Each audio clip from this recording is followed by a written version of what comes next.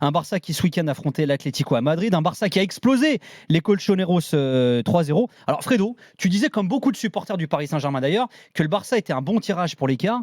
Est-ce que les Parisiens ne doivent pas commencer à flipper maintenant là? Parce que la série est quand même bonne là pour le Barça là. Quand tu es en quart de finale de la Ligue des Champions, tu ne dois ni flipper ni être condescendant. Donc là c'est du sérieux. Enfin, quand tu vois les forces en présence, c'est vrai que ce tirage-là, il y a 4-5 ans, c'est pas la même chose qu'aujourd'hui. Voilà, ça reste un moins mauvais tirage que d'autres. C'est moins mauvais pour le PSG que de tomber contre City. Mais le Barça d'aujourd'hui, t'inquiète pas un peu plus que le Barça, forcément, d'il y a quelques mois, quelques semaines même. C'est-à-dire que alors hier, ce qu'on a vu, c'est un Barça terriblement efficace face à un Atlético. J'ai pensé à Johan hier en disant mais comment ton Inter, Johan, a pu perdre contre cette équipe? Après, ils ont été très bons contre l'Inter. Mais... Ouais, mais hier soir, quand tu vois le deuxième but de Lewandowski qui est sublime, hein. Lewandowski, c'est extraordinaire. Il est en train de bien revenir. Mais la passe latérale molle devant la surface de De Paul, mais c'est des trucs, un joueur de cette expérience, un champion du monde argentin, c'est des trucs qui ne se font pas. C'est hallucinant. Puis ils ont loupé des occasions de malade. Enfin, non, mais cet Atlético était pourri. Et d'ailleurs, l'Atlético aujourd'hui n'est plus à la 4e place. Il a été dépassé par l'Athletic Club. Donc l'Atlético aujourd'hui n'est plus en Ligue des Champions la saison prochaine. Ce qui financièrement serait une catastrophe pour ce club, comme tous les clubs espagnols sauf le Real et les problèmes d'argent. Donc là-dessus, c'est terrible. Ce Barça, je dirais qu'il a... Alors, on ne va pas dire que dans le jeu, c'est exceptionnel, même s'il y a quelques jolis mouvements. Mais vous avez, et je pense que Luis Enrique a dû bien le voir hier, une sorte de colonne vertébrale qui est en train de se former, là, qui est en train de retrouver un très bon niveau. Ter Stegen, Gundogan, Lewandowski. Gundogan était vraiment en train de se révéler, parce que ça faisait plusieurs bons matchs, mais là, c'est les trois. Parce que hier, il y a un arrêt, notamment un arrêt absolument une intervention extraordinaire de Ter Stegen. Gundogan, il est quand même très bon depuis plusieurs matchs, et hier, on sent qu'il commence à prendre l'équipe à faire jouer l'équipe, tu vois, vraiment à dominer son sujet, et Lewandowski qui... Alors, dont on parle peu d'ailleurs, Lewandowski, c'est 20 buts, 8 passes D avec le Barça cette saison, et on en parle finalement très peu de Lewandowski. Il faut dire, il nous a tellement bien habitués, ça Polo, tu pourras en témoigner, mais 35 piges, il est là, avec ses 20 buts, 8 passes D en 39 matchs. Voilà, c'est le joueur le plus décisif de toute la Liga. C'est-à-dire, c'est le joueur qui, de par ses buts et ses passes décisives, a apporté le plus de points à son équipe en Liga cette saison. Donc, oui, c'est le joueur le plus important.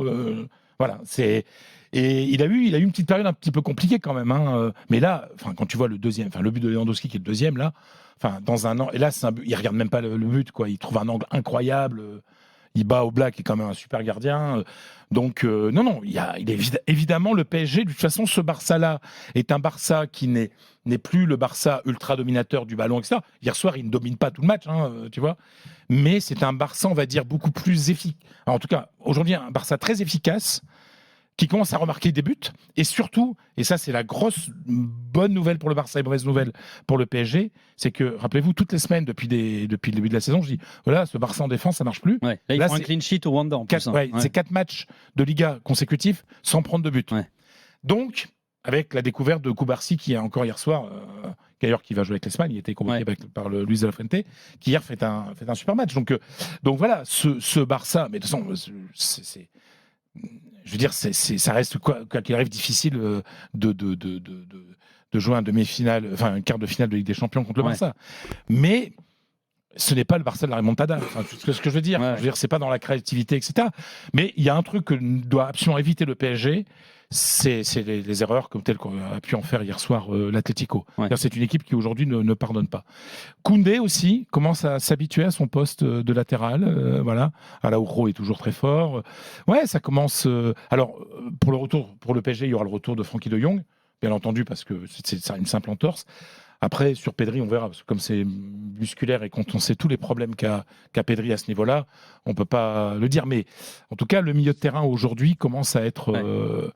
à reprendre quelques couleurs malgré ses absences. Alors, le Barça, adversaire du PSG en quart de finale de Ligue des Champions. L'Atlético, adversaire de Dortmund en quart de finale de Ligue des Champions. Alors, d'ailleurs, je regardais ce 3-0, c'est la plus large défaite de l'Atlético au Wanda. Ils n'avaient jamais perdu 3-0 dans ce stade encore. Je sais, Polo, que tu as eu un œil attentif sur ce Atlético qui va donc affronter le BVB en Champions.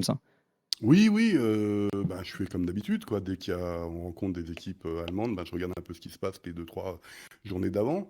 Je sais pas trop quoi dire sur cette rencontre, tellement Barcelone était supérieur à l'Atlético. Je m'attendais pas à ce genre de rencontre.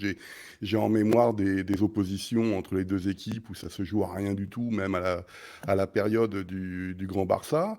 Et puis, j'ai pas vu l'Atleti du match de Ligue des Champions contre l'Inter. Donc, je sais pas. Alors, c'était pas forcément les mêmes joueurs, des deux côtés d'ailleurs. Mais si tu veux, j'ai l'impression que c'est une raclée logique d'un match d'un futur champion comme le Real ou le Barça qui, dans le championnat espagnol, s'amuse, quoi. Donc, je n'ai pas reconnu l'Atlético de Simeone, mais je juge pas, si tu veux, parce que je ne regarde pas tous les matchs de l'Atlético, mais j'ai été extrêmement déçu par la qualité technique. J'ai Ah l'impression ouais, c'était terrible. que Ouais. physiquement, ils n'étaient pas là, ce qui est quand même l'une des grandes marques de fabrique de ce club. Et donc tout ça, si tu veux, je sais plus, c'est lors du tirage, je pensais que l'Atleti pouvait faire un truc cette saison en Ligue des Champions. Et quand je regarde ça, j'étais du côté du Borussia Dortmund, tu te dis, il y a peut-être une fenêtre ouverte, quoi. Hmm. Donc, mais je sais pas, honnêtement, faudra voir les prochains matchs, mais j'ai été extrêmement déçu, en fait. Je sais pas si j'ai été impressionné, parce qu'on n'arrête pas de me dire que le Barça, ça vaut plus rien, de voir le Barça, ou de voir l'Atlético, qui était loin de son niveau contre l'Inter. Alors, le mythe Simeone, alors, ce qui est terrible, c'est que les statistiques, alors moi je suis pas un homme de statistiques, mais enfin, il y en a quand même il y a quelques statistiques qui sont très. Tous les lundis, il nous dit, je suis pas un homme de stats, Oui, non, mais tous les lundis, il nous non, sort mais des là, stats. je vais Il est te dire- bon, lui, non. hein. Et là, c'est mon pote C'est Alexis très ibérique dans la culture. Ils aiment bien. de dire ça, ouais. Mr. Chip. Ouais. Mr. Chip. Ouais. En fait, depuis que Simeone est entraîneur de l'Atlético, donc ça fait 13 ans, il n'y a que 2 victoires en 25 matchs contre le Barça, en Liga. Ah ouais, c'est vraiment sa bête noire. C'est un truc de fou. Et contre le Real, c'est 6 victoires en 25 matchs. Ah ouais, c'est vraiment, il aime pas Donc- le Barça, quoi. Non, mais et contre le Real non plus. Ouais. C'est-à-dire que le mythe Simeone, qui a fait des choses extraordinaires, mais quand tu vois devant les des deux plus gros que lui, c'est quand même compliqué en Liga aussi. Tu vois. Et juste quand même un petit mot rapidos, c'était aussi le grand retour de Jean-Félix Wanda. Ah, mais Alors qui a marqué, il a été scruté, moindre fait des gestes, célébrations qui ont été scrutées là aussi. Il se fait déglinguer. Alors avant le match, il y avait des maillots à lui qui étaient brûlés. Ouais. Ils ont aussi vandalisé la plaque qui a à l'entrée du stade avec son nom. Mais franchement, quand tu vois le prix que coûte un maillot, le brûler, enfin, non mais ça coûte 100 balles, les mecs ils brûlent. Enfin, moi je trouve ça tellement ridicule. Enfin, et en plus, alors 30% des buts qu'il a marqués cette saison en Liga, c'était contre l'Atlético. Ouais, qu'il a marqué à l'aller aussi. Et l'aller et au retour là. Donc voilà. Mais après, il appartient à l'Atlético. Ouais, je suis curieux de voir où il va être la saison prochaine, lui, quand même. Mais de toute façon, le problème de Joao Félix, c'est qu'il se motive 2 matchs dans l'année. D'ailleurs, c'est ce qu'il a dit à la fin du match. C'est le genre de match que j'aime bien. Ouais, mais sauf que quand tu. C'est très bien d'aimer les autres. Non c'est-à-dire que quand tu veux prétendre jouer dans un grand club comme le Barça, faut aimer tous les matchs, même contre les petites équipes, parce que tu vas gagner. Non, mais de toute façon, c'est un joueur perdu pour le grand football. Voilà, sa carrière, il est en train de passer à côté.